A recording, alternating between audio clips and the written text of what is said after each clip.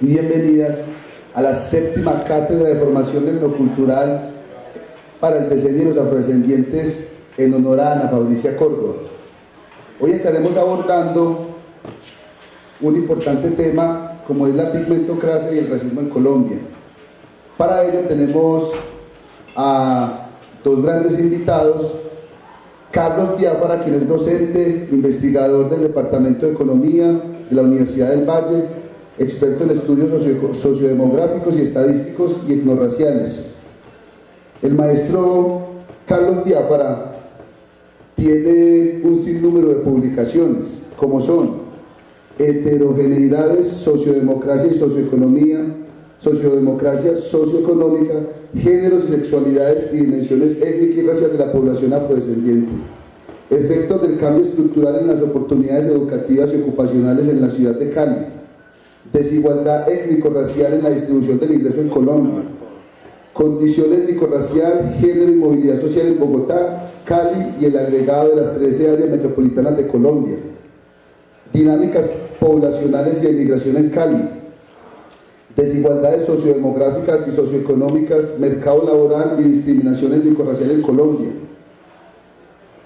Acciones afirmativas y otras políticas públicas para la inclusión social y el reconocimiento étnico-cultural, Duración del desempleo y métodos de búsqueda en Colombia, Cambio estructural y estratificación social entre grupos raciales en la ciudad de Cali, Una aproximación a la movilidad intergeneracional y la unión marital en Colombia, un breve acercamiento a las políticas de acción afirmativa, Orígenes, aplicación y experiencia para grupos étnico-raciales en Colombia.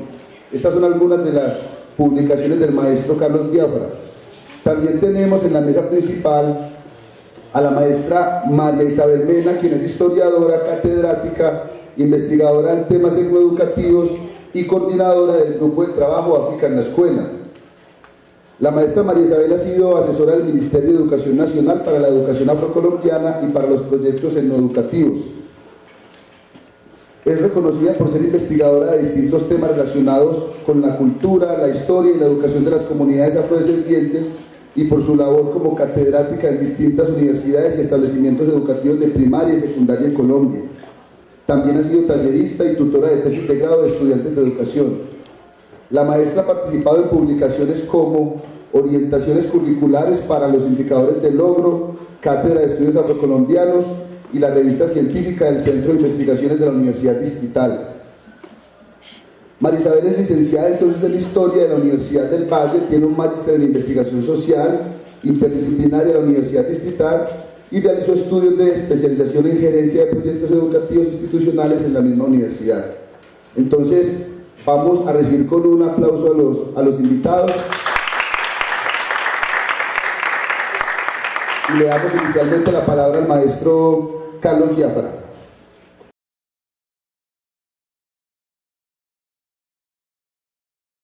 Bueno, buenas tardes a todos y todas. Yo realmente los felicito por estar en día de aquí hoy. Es un día bastante complejo. Hay varios eventos en competencia, especialmente el partido de la Selección Colombia. Y además tenemos una conferencia latinoamericana de ciencias sociales, donde efectivamente también hay una gran cantidad de figuras rutilantes para presentarse el día de hoy. Y el hecho de que ustedes estén aquí hoy pues da cuenta del compromiso y realmente los felicito. Y así tiene que ser. Muy bien, yo en primer lugar quiero agradecerle a Ramón y a Melquisedec por haberme invitado a esta cátedra. A Ramón lo conozco desde hace varios años, creo que hace aproximadamente unos 9 años, cuando vine a un evento aquí en Medellín, un evento que organizó una ONG sobre políticas públicas, y ahí conocí a Ramón pues cuando todavía era un muchacho, no tenía barba, en fin, era un pollito Ramón, ¿sí? Y ya pues ya lo vemos completamente cambiado. Entonces quiero agradecerle a Ramón por la invitación y espero que con esta conferencia poder enseñarles lo que yo estoy haciendo y cuál es mi enfoque para estudiar las desigualdades étnico-raciales. Más que una conferencia como tal, donde yo les venga a presentar los resultados, les voy a presentar qué es lo que yo estoy haciendo para el análisis de las desigualdades étnico-raciales y cómo efectivamente, digamos, debemos interpretar esta perspectiva analítica. Yo soy profesor del Departamento de Economía de la Universidad del Valle, soy economista, como bien lo dijo el presentador, y tengo una maestría en estudios de población. Y mi conferencia se llama Pigmentocracia y el racismo en Colombia. ¿Alguien sabe qué es pigmentocracia? Más o menos, no tiene que ser perfecto. Muy bien, ya lo vamos a ir descubriendo, ¿sí? ¿Cuáles son los puntos que voy a presentar aquí? Primero es una motivación. Creo que ahí me voy a demorar bastante. Yo creo que y le he contado a Ramón, siento que en las últimas presentaciones mi metodología es bastante compleja, es muy estadística, es muy estadística, muy puntual, y muchas veces no se entiende lo que se quiere hacer. De hecho, yo siento que, por ejemplo, los estudiantes afrodescendientes de la Universidad del Valle todavía no han entendido lo que yo estoy y quiero hacer, qué es lo que yo quiero proponer. Entonces, yo sí voy a demorarme un poquito para, por lo menos, darles cuál es la motivación de los estudios y por qué se hacen esos estudios.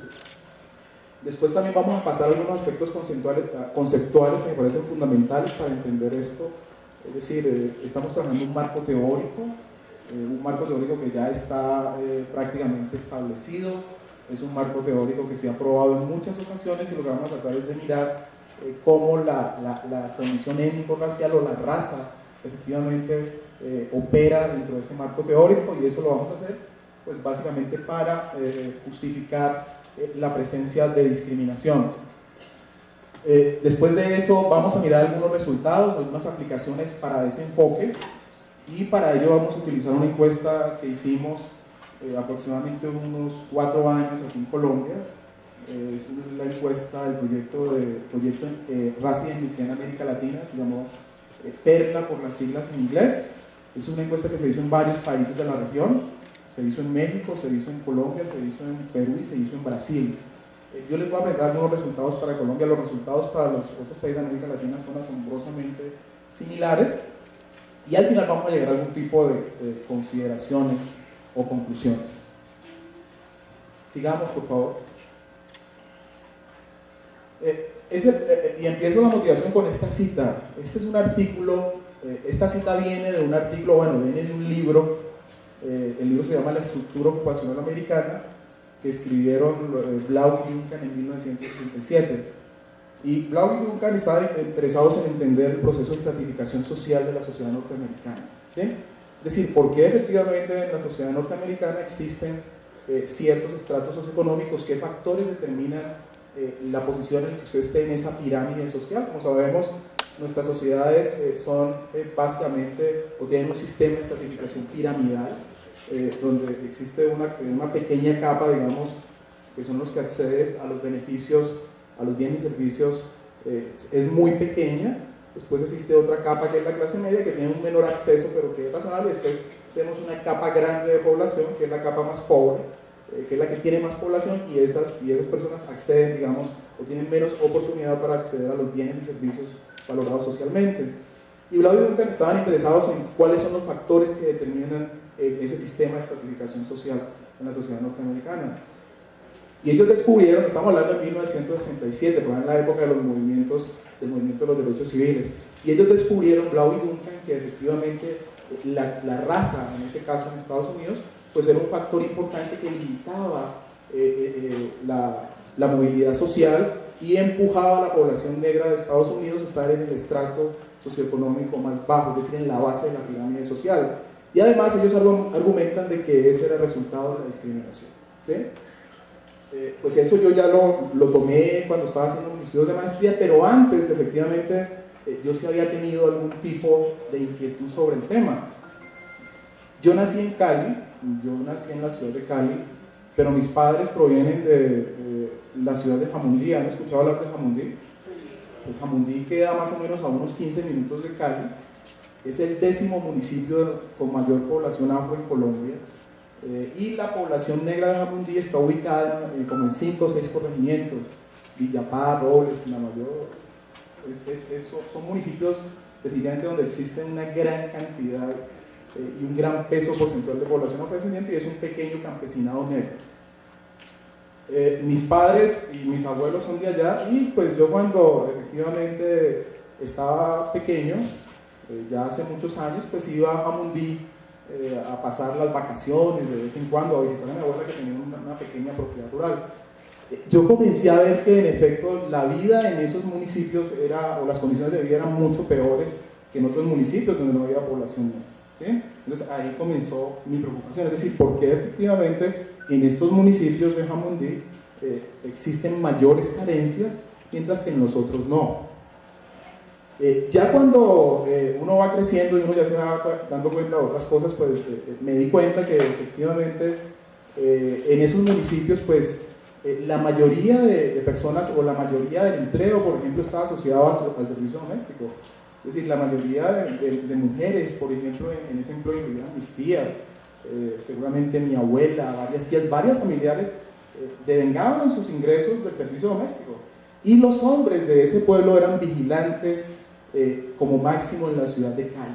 Entonces, claro, tenemos un pueblo, digamos, que tiene una alta representación de población negra y en el cual la mayoría de personas son trabajadores de baja calificación. Yo en ese momento no entendía muy bien, pero sí me llamaba mucho la atención. Cuando yo comencé a ir ya por mucho tiempo, pues me di cuenta que muchas de las mujeres en ese municipio pues había un colegio, ¿cierto? Muchas de las peladas, decimos nosotros en el Valle del Cauca, que se graduaban del colegio y eran bachilleres, pues esas no iban a trabajar a un puesto, digamos, a un puesto de servicios más o menos de mediana calificación, sino que también seguían reproduciendo el servicio doméstico. Es decir, tener el título de bachiller no les alcanzaba para romper ese círculo vicioso de la pobreza que habían traído sus madres. Entonces ahí sí me comencé a preocupar yo bastante, ¿sí? Cuando yo estaba terminando mi carrera, entonces yo estaba muy interesado en investigar, porque efectivamente la población negra tenía peores niveles de vida, y además porque también ese tipo de ocupaciones prevalecían entre la población afrodescendiente, pues básicamente de Medellín, pues porque no conocía mucho más, lo cual fui comprobando cuando comencé a viajar ya a otros municipios, a otras regiones. Entonces, ya en el pregrado yo no pude hacer nada, ¿sí? Porque no conseguí quien me dirigiera la tesis. Yo tenía un profesor mío de economía que es mulato, digamos, el papá de él es blanco, la mamá es negra, y le dije, ve, ¿por qué no me dirigís esta tesis? ¿No te parece interesante? No, yo con eso no me meto, ¿sí? Me sacó y pues yo tuve que hacer una tesis pues, de macroeconomía, que era lo que yo trabajaba, o sea, una cuestión de la oferta monetaria y algo que realmente no tiene mucho interés. Pero cuando me fui a hacer mi tesis de maestría, sí efectivamente, digamos, me propuse investigar cuáles eran los factores que estaban asociados al sistema de estratificación social y si efectivamente podríamos demostrar de que había discriminación contra la población afrodescendiente en Colombia. Continuemos.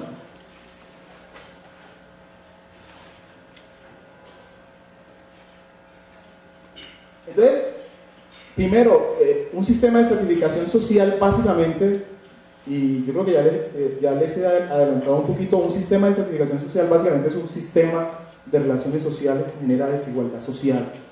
Como ya les dije, los modelos, por ejemplo, de estratificación social en América Latina es completamente piramidal, pero existen otros sistemas de estratificación social en el mundo.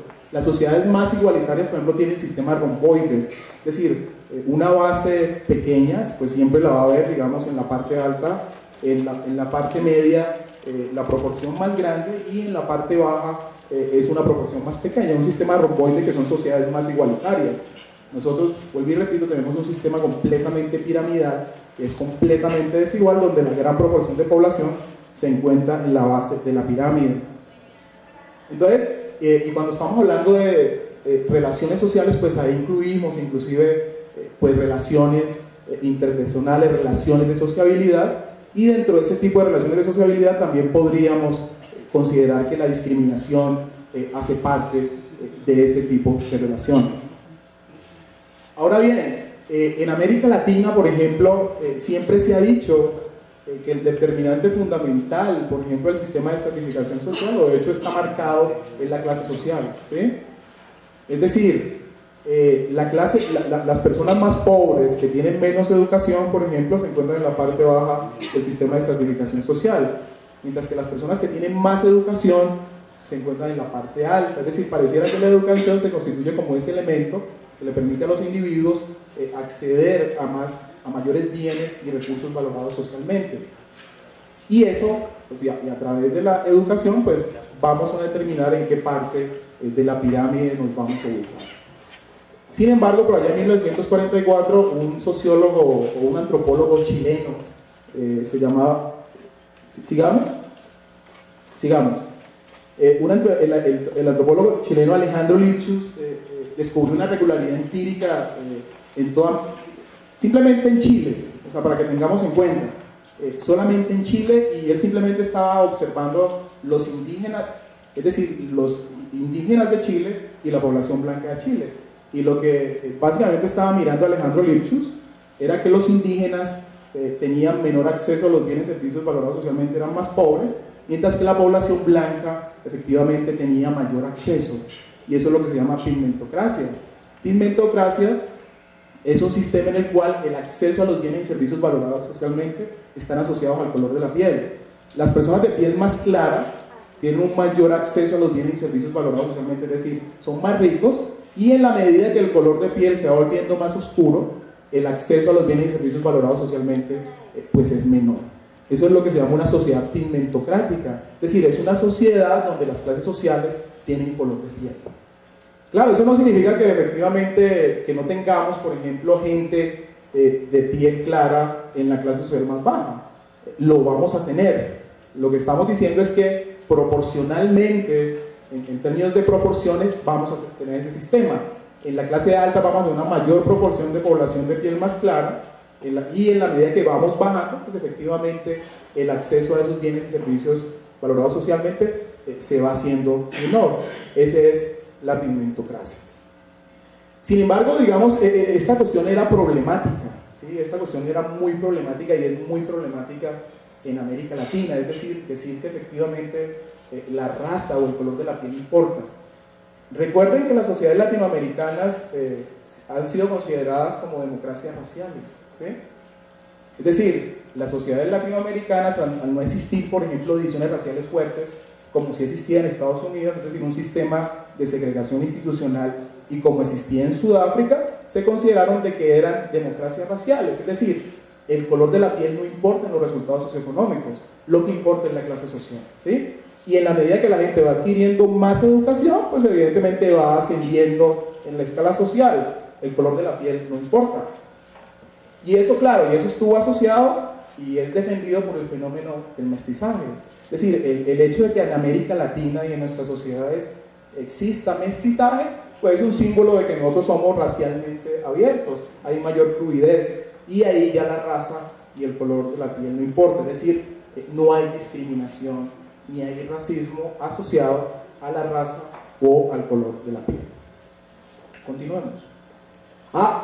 Otros autores como Peter Way y Edward Teles pues también efectivamente han encontrado esta regularidad empírica en varios países de América Latina.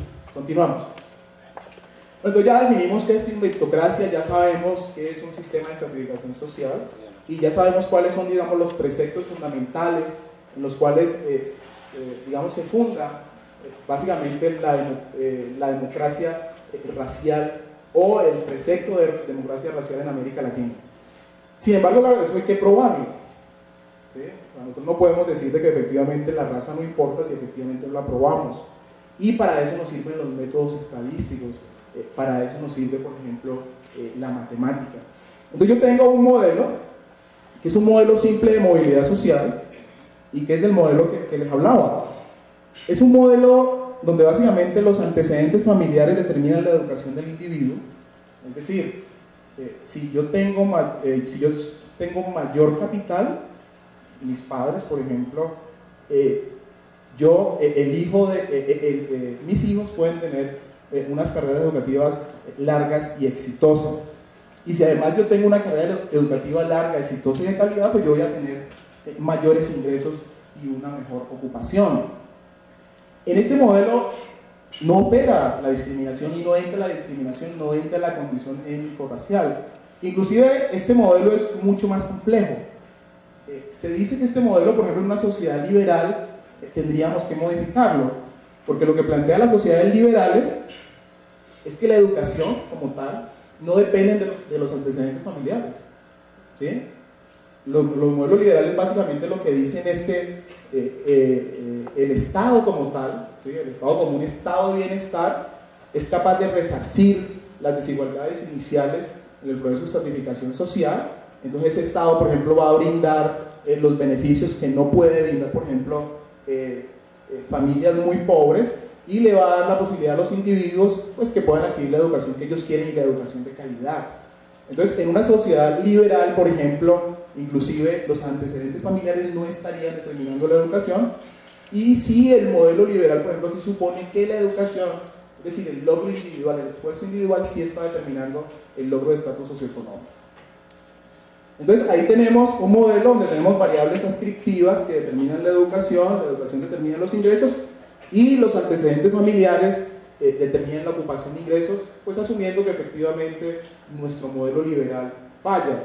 Y de hecho yo creo que ya la evidencia es bastante fuerte. En Colombia sí los antecedentes familiares están fuertemente asociados a la educación. Si yo soy pobre, pues mi hijo va a tener una educación de peor calidad y va a tener menos años de educación. Y si yo definitivamente soy rico, pues puedo tener muchas conexiones, y esas conexiones pueden ayudar a que mis hijos, digamos, puedan conseguir trabajos, redes, etcétera, etcétera. Es decir, vivimos en una sociedad donde evidentemente todo está atado a los antecedentes familiares. Sigamos. Entonces, ¿cómo entra la discriminación ahí? Para que vamos entendiendo. Entonces, el modelo entonces lo que supone al final es que en ausencia de discriminación y si no hay políticas públicas universalistas, por ejemplo, de acceso y calidad de educación, entonces evidentemente las personas más pobres, pues al final son las personas que van a tener menos educación, y las personas que tienen menos educación van a tener menos ingresos, o sea, van a tener menos logro de estatus socioeconómico. Entonces lo que supone el modelo es que evidentemente la población negra, ¿sí? La población negra por, digamos, haber sido afectada por el proceso de esclavización, pues es una población que evidentemente tiene un menor estatus económico familiar. Es decir, las personas negras no acumularon riqueza, ¿sí? No pudieron acumular riqueza, y eso limitó o estableció condiciones diferenciales que hacen que evidentemente nosotros tengamos menos capital que la población blanca mestiza. Entonces, si tenemos menos capital que la población blanca mestiza, pues tenemos menos posibilidades de tener carreras educativas largas y exitosas, y tenemos menos posibilidades, si tenemos menos educación, pues de obtener un logro de estatus socioeconómico mayor. Y además, como somos más pobres, pues tenemos menos acceso a redes sociales de calidad, es decir, tenemos menos contactos. Entonces, a partir de este modelo, entonces se dice que evidentemente el problema de la población negra en Colombia es un problema de clase social, es un problema de pobreza, ¿sí? Un problema de pobreza que está asociado a los rezagos acumulativos del periodo de esclavización. Pero ya eso lo superó, ¿sí? O sea, ya la esclavitud quedó allá, ya estamos en una sociedad mucho más abierta que no restringe, etcétera, etcétera, y ya la discriminación no es un factor importante para determinar ese tipo de desigualdades. Sin embargo, ¿cómo opera el modelo? Lo que dice Rao y Duncan, y lo que yo he podido, digamos, analizar y estudiar con base en los estudios, es que cuando uno, por ejemplo, controla, y ya lo vamos a ver más adelante, digamos, no toda la población afrodescendiente es igual, ¿sí? La población afrodescendiente es heterogénea. Por ciertas características vamos a ver personas afrodescendientes, por ejemplo, que han heredado tierras, las hay, ¿cierto? En el Valle del Cauca las hay en el Cauca, seguramente las hay en Chocó, las hay en toda parte. Entonces tenemos una gran heterogeneidad, vamos a tener, bueno, son poquitos, todos los tenemos, o sea, hay personas afrodescendientes que tienen acceso a bienes y recursos valorados socialmente. Y uno puede decirte que esas personas afrodescendientes, evidentemente, como ya no son pobres, ¿sí? Como tienen acceso a los bienes y recursos valorados socialmente, pues ellos no tienen ningún problema Para ellos, evidentemente, no va a haber ningún problema, ellos van a alcanzar altos niveles educativos y esa alta nivel de educación los va a llevar a que tengan altos ingresos y alto logro de estatus socioeconómico a partir de las agrupaciones. Sin embargo, lo que hemos encontrado es que evidentemente eso no necesariamente es así tan cierto. Lo que descubrió la Duncan, por ejemplo, y lo que nosotros hemos encontrado en Colombia, es que, por ejemplo, hay iguales características, es decir, hay igual estatus socioeconómico familiar o hay igual capital escolar o riqueza, por ejemplo, del hogar, evidentemente los afrodescendientes obtienen menores logros educativos. ¿Por qué? O sea, si las antecedentes familiares, si la riqueza del hogar es igual, es decir, el modelo ahí entonces estaría fallando. O sea, ¿por qué los afrodescendientes obtienen menos educación? Entonces ahí ya nos comenzamos a meter con algunos estudios muy interesantes que ha hecho María Isabel y que han hecho varios doctores en los Estados Unidos. Pues ya María Isabel lo va a explicar, pero simplemente por decirles algo. Hay un estudio famoso de Aronson, donde tienen estudiantes, por ejemplo, de la universidad una de las grandes universidades norteamericanas, se me olvidó el nombre, pero estos estudiantes son muy buenos, de hecho, porque están en esa universidad. Ellos rinden muy bien, les va muy bien, pero cuando van a entrar a los exámenes finales, va muy mal. Ustedes saben, en Estados Unidos o en otras universidades muchas veces, digamos, hacen exámenes acumulativos al final y con eso tú no pasas las materias, no con todos los exámenes que uno hace a través del periodo. Y en los exámenes finales no pueden, se derrumban, ¿sí? Entonces, por ejemplo, ellos sacan una teoría que se llama la amenaza del estereotipo, ¿sí? En situaciones de extrema tensión, evidentemente, pues todos esos factores, la discriminación, el proceso de esclavización, digamos, comienza a afectar a las personas afrodescendientes y hacen de que en esos momentos complejos, digamos, de gran tensión, no puedan rendir como rinden, por ejemplo, en exámenes normales. Entonces ya ahí el racismo, por ejemplo, comienza a funcionar para que las personas afrodescendientes obtengan menores logros educativos. Pero eso no es nada. Supongamos que inclusive haya gente afrodescendiente que es muy fuerte, que haya tenido que soportar la discriminación en la escuela, que haya tenido que soportar una gran cantidad de cosas y se gradúa y le va muy bien. Y es muy bueno en el colegio y obtiene altos réditos, altos premios. Cuando esa persona evidentemente va al mercado de trabajo, es decir, él ya pasó una etapa muy fuerte, ¿sí? O sea, él ya pasó una de las grandes barreras, pero cuando va al mercado de trabajo, pues se puede descubrir, ¿cuánto tengo tiempo? ¿15? 10, 15. Pero cuando va al mercado de trabajo, pues descubre que evidentemente ese nivel de educación no va a ser tan valorado y descubre que él no lo van a contratar, evidentemente, pues porque su color de piel es oscuro, ¿sí? Entonces, esa es la discriminación y ese es el círculo vicioso de desventajas acumulativas. Es decir, superamos una primera desventaja obteniendo un logro educativo más alto, ¿sí? Lo obtenemos, pero cuando queremos obtener el logro de estatus económico más altos, tenemos otra desventaja acumulativa que es la discriminación. Y ese es el círculo vicioso de desventajas acumulativas que hay en estos modelos, evidentemente, de estratificación social. Continuemos. Sigamos. Más. Ahí. Anterior. Entonces, claro, desde esta perspectiva, entonces la discriminación, por ejemplo, o yo he manejado la discriminación, o se presenta discriminación cuando individuos con iguales características o personas con iguales características alcanzan diferentes resultados. Es decir, si yo estoy comparando una persona negra o una persona afrodescendiente y no afrodescendiente, tienen igual nivel educativo y el afrodescendiente gana menos, para mí eso es discriminación, ¿sí?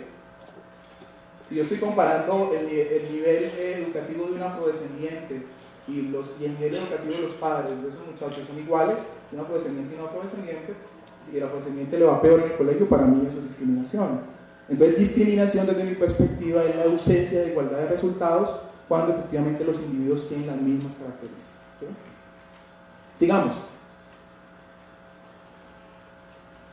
Entonces nosotros en ese sentido, en la encuesta Perla que ya les conté, en el proyecto de raza y etnicidad en América Latina, introdujimos una innovación metodológica para estudiar el racismo y sobre todo el racismo asociado al color de la piel, ¿sí? Y en la paleta de colores. Ojo, nosotros teníamos 4 países, pero necesitábamos un instrumento que nos permitiera, efectivamente, que nos permitiera comparar todos los países. Entonces, claro, una pregunta de autorreconocimiento, afrodescendiente, negro, afrocolombiano, mulato, para ingresar, pues eso solamente opera en Colombia, pero eso no opera en los otros países, ¿sí? Los otros países, digamos, tienen características distintas. Y a partir de muchas discusiones llegamos a la conclusión que nosotros queríamos de implementar una herramienta que nos permitiera hacer un análisis en los 4 países, ¿sí? Y esa herramienta, ¿cuál era? La paleta de colores. Claro, entonces lo que hicimos fue, a partir de la clasificación externa del encuestador, tomar el color de la piel de la gente que estábamos entrevistando, ¿sí? Es la clasificación del encuestador. Es la evaluación externa, no es ninguna cuestión de autorreconocimiento, pero ojo, cuando a mí me discriminan, también me racializan, ¿sí? Entonces, desde esa perspectiva a mí no me interesa tanto cómo la gente se autoidentifique, sino cómo el otro lo vea, cómo el otro lo racializa. Y eso es lo que me interesa a mí para analizar si evidentemente el color de la piel está jugando un papel importante en los resultados socioeconómicos, ¿sí? Aplicamos esa paleta, como les repito, esa paleta se aplicó en todos los países del estudio, se aplicó en Brasil, se aplicó en Perú, se aplicó en Colombia y se aplicó en México. A pesar que son países racialmente muy diversos, bueno, Brasil y Colombia muy parecidos, aunque en Brasil el porcentaje de población fue del 50%, estamos hablando de 150 millones de personas, o 100 millones de personas, mientras que en Perú y México el porcentaje de población afro sí es muy pequeño, ¿sí? Sigamos. Entonces yo les voy a presentar, digamos, algunos resultados de lo que les he venido hablando de mi modelo analítico sobre la base de la paleta de colores. Entonces, ¿qué es lo que vemos ahí? Miren que cuando uno mira, por ejemplo, el promedio de los años de educación de los padres, que es una variable que representa el estatus socioeconómico familiar o la riqueza de los hogares, pues existe un ordenamiento pigmentocrático, ¿sí? Las personas de piel más clara tienen padres con mayor educación, mientras que las personas de piel más oscura tienen padres con menor educación. Ahí, por ejemplo, entre las personas de piel intermedia y la oscura existe efectivamente unas diferencias muy pequeñas. Nosotros aquí lo que hicimos fue, como no se contestaron todas las preguntas, entonces lo que hicimos fue fusionar varias preguntas y sacamos estas 3 categorías para hacer, digamos, un análisis mucho más fluido. Sigamos. Entonces ya tenemos la ocupación de los padres, ¿cierto? Los de piel más clara tienen padres con educación más alta. Ahorita miremos la ocupación. Igual también sucede. Las personas que tienen padres de piel más clara tienen padres o un mayor porcentaje de padres no manuales alta calificación. O sea, los no manuales alta calificación son pues la gente que trabaja en servicios calificados, profesionales, etcétera, etcétera. Mientras que los manuales baja calificación pues son la gente que trabaja en el empleo más precario, ¿sí? Y ahí vemos que efectivamente el color de la piel hace que la gente de piel oscura pues tenga efectivamente un menor estatus socioeconómico familiar a través de la educación de los padres. Sigamos. Entonces miren que la educación de los padres, si eso es así, entonces lo que deberíamos de observar es que evidentemente la gente de piel más oscura pues obtiene también logros educativos inferiores. Simplemente miren que aquí no estoy tomando la paleta de colores, ¿sí? Sino que estoy tomando los años de educación sobre la base de la autoidentificación de las personas, ¿sí? Entonces aquí le preguntamos a usted cómo se autoidentifica y básicamente computamos los años de educación. Entonces claro, aquí hay diferencias, miren, pero no hay muchas diferencias. Entre esos dos gráficos hay una diferencia fundamental. Uno le llama los años de educación observados y los otros son los años de educación predichos. Cuando yo estoy hablando de predichos es cuando yo ya estoy controlando las características de los individuos. Es decir, los predichos son con características similares, ¿sí? Mientras que los observados son simplemente lo que nos cuentan los individuos. Entonces miren que inclusive las personas que se autorreconocen como mulatas tienen mayores años de educación, por ejemplo, que las personas que se autorreconocen como blancas y mestizas. Imagínense ustedes, digamos, llegar con esta gráfica en la discusión, por ejemplo, de la ley de cuotas para el diseño afrodescendiente, ¿sí? Entonces lo que le van a decir ellos, pero ¿cómo así? Mire, vea, es que la población mulata efectivamente tiene años de educación mucho más altos, entonces usted ¿qué es lo que me está pidiendo? Claro, y no hay mucha diferencia entre los años de educación. Cuando nosotros ya utilizamos el modelo econométrico, pues nos damos cuenta que inclusive, digamos, los mulatos a iguales características tienen años de educación mucho más altos que todos los otros grupos poblacionales. Claro, la población negra siempre tiene menos años de educación, pero esos años de educación no son tan distintos a los de la población blanca y mestiza. Sigamos. Pero miren cuando utilizamos la paleta de colores. O sea, cuando utilizamos la paleta de colores, es decir, el arreglo pigmento clásico, las desigualdades parecen ser mucho más claras. Aquí tenemos los años de educación observados. Definitivamente la gente de piel oscura tiene menos años, los de piel intermedia tienen más y los de piel claro son los que más años tienen. Y cuando aplicamos el modelo econométrico, es decir, a iguales características, pues efectivamente se comprueba que la población de piel más oscura pues muestra desventajas muy grandes frente a la población de piel intermedia y a la población de piel clara. Sigamos. Es decir, esas desigualdades que nosotros estamos viendo ahí en los años de educación, devolvámoslo un momentico.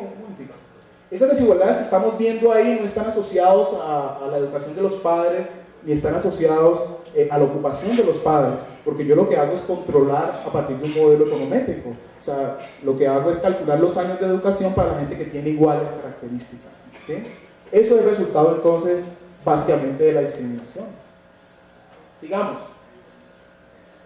Ahorita tengo el logro ocupacional de los individuos, esto ya de los individuos entrevistados, y observamos el mismo arreglo que estábamos viendo anteriormente. Las personas de piel oscura están sobre representadas en los empleos manuales de baja calificación y tienen una menor participación en los empleos manuales alta calificación, mientras que los de piel intermedio pues tienen efectivamente otro patrón con una participación más alta en las ocupaciones no manuales alta calificación. Sigamos. Cuando miramos el ingreso sucede lo mismo y tomamos la variable de autorreconocimiento. La población mulata muestra efectivamente altos niveles de ingreso y cuando calculamos el modelo econométrico pues igual los mulatos tienen altos niveles de ingresos mucho más altos que todas las poblaciones. Sigamos. Cuando calculamos esto, digamos, a partir de la paleta de colores, pues nos damos cuenta que evidentemente los ingresos de la población oscura son mucho más bajos que los de los otros grupos, y cuando calculamos el modelo, pues también esos ingresos, los diferenciales, son mucho más grandes. Sigamos. Entonces, ¿qué es lo que hemos mirado aquí? ¿O qué es lo que hemos comprobado, digamos, a partir de este análisis? Pues que evidentemente la población de piel oscura en Colombia obtiene menos educación y obtiene menores ingresos y obtiene ocupaciones más precarias, e inclusive cuando se controlan las variables que determinan esos factores. Por ejemplo, en el último modelo nosotros estábamos comparando a individuos o personas de iguales niveles educativos, y la educación, digamos, en este caso no estaría determinando los resultados, ¿sí? Entonces aquí el modelo de estratificación social está fallando. Las personas afrodescendientes, digamos, no es suficiente para las personas afrodescendientes obtener altos niveles educativos porque el mercado efectivamente no les va a reconocer esos niveles educativos, y eso es discriminación. Ya simplemente para terminar, nosotros también en la encuesta Perla, ya para darle paso a María Isabel, pues también introdujimos algunas preguntas de percepción sobre discriminación, y esas preguntas las podemos controlar por el color de la piel de los individuos, es decir, a partir de la paleta de colores. Entonces miren, por ejemplo, esta pregunta dice: ¿usted cree que las personas negras son tratadas igual, mejor, igual o peor que las personas blancas según autoidentidad racial? Claro, en Colombia efectivamente pues hay una gran proporción de personas que piensan que las personas negras son tratadas peor, pero en la medida que efectivamente el color de la piel se hace más oscuro, pues evidentemente usted descubre que ahí la percepción de discriminación es mucho más alta. Eso para la autoidentidad. Miremoslos cuando utilizamos la paleta de colores. Sigamos. Cuando utilizamos la paleta de colores, pues sucede efectivamente lo contrario. Inclusive el porcentaje de personas que sienten que las personas negras son tratadas peor, pues se incrementa de manera importante, mientras que no hay muchos diferenciales entre las personas de piel claro e intermedio. Sigamos. Miren por ejemplo, en los últimos 5 años, ¿alguna vez se ha sentido discriminado o ha sido tratado de manera injusta por su color de piel? Según 3 grupos cromáticos. Las personas de piel clara nunca, ¿sí? O muy pocas veces. Las de piel intermedia nunca o muy pocas veces. Por las personas de piel oscuro, el porcentaje de muchas veces y algunas veces evidentemente es mucho más alto. Es decir, la discriminación no es algo, digamos, que se produzca todos los días. Y ya que tengamos un porcentaje más o menos del 40% de personas que han sido tratadas mal por su color de piel, pues estamos hablando de una sociedad muy compleja, donde efectivamente la discriminación y el racismo juegan un papel importante para determinar el logro del estatus socioeconómico en la sociedad. Sigamos. Sigamos. Miren ¿alguna vez le he escuchado decir a un familiar que se debe mejorar la raza? Y aquí hay algo muy importante. Por ejemplo, en México, ¿quién de ustedes conoce México? Y la pregunta es bastante interesante. En México, como ustedes saben, en México todos son la raza cósmica, ¿sí? La raza cósmica, es decir, la raza es la población. Entonces, en México la pregunta, si usted le ha escuchado a un familiar que se debe mejorar la raza, es claro, es sí, porque mejorar la raza en México es mejorar los niveles de educación de la sociedad. Pero ¿qué pasa en Colombia? ¿Mejorar la raza qué es? Es otra cosa completamente distinta. O sea, mejorar la raza es el blanqueamiento, ¿no? ¿Sí? Entonces, claro, vemos que evidentemente en la medida que nos vamos desplazando en la paleta de colores, pues vamos encontrando una mayor cantidad de personas, sobre todo en las mujeres, pues evidentemente les dicen los familiares que hay que mejorar, ¿sí? La raza, ¿sí? Es decir, el proceso de blanqueamiento. Sigamos. Bueno, yo lo dejo ahí. Simplemente lo que digo es que estos resultados que yo he encontrado, que encontramos con la encuesta de Perla, con el proyecto de Perla, son consistentes. Ya la paleta de colores, por ejemplo, se introdujo en la encuesta LAPO, que es la encuesta del Latino Barómetro, que se aplica en varios países de la región, y los resultados de varios años de LAPO pues dan cuenta que evidentemente este es un patrón que se mantiene en el tiempo. Es decir, los resultados de Perla no fueron una cuestión, digamos, aislada de último momento, no, el patrón se mantiene en el tiempo. Introdujimos la paleta de colores, por ejemplo, en Cali, y los resultados son igual o peores. La introdujimos en una encuesta reciente que hicimos en Santa Marta, que la costa atlántica también es compleja porque es una región donde el mestizaje es mucho más amplio y los resultados son igual o peores. Es decir, estamos en una sociedad pigmentocrática, evidentemente. Lo que demostramos aquí es que el acceso a los bienes y servicios valorados está determinado por el color de la piel, pero a diferencia de lo que piensa el gobierno, ¿sí? Y a diferencia de lo que piensan muchos, esto no es un resultado normal del proceso de estratificación social, en el cual las personas más pobres obtienen peores resultados. Lo que nosotros hipotetizamos es que esto es resultado de la discriminación, ¿sí? Esto es el resultado de la discriminación y el racismo, porque el modelo pues, nos permite controlar esos factores, y cuando controlamos esos factores pues observamos que la población de piel oscuro sigue obteniendo peores resultados. Entonces simplemente, por ejemplo, pensando en el diseño afrodescendiente, pues las políticas, por ejemplo, de educación no van a resolver el problema de la población afro, ¿sí? Las políticas de expansión de educación no lo van a resolver. Tenemos que pensar en políticas de acción afirmativa, políticas especiales, políticas de inclusión, porque si no vamos efectivamente a reproducir este cuadro cuantas veces lo queramos reproducir en este país. Muchísimas gracias.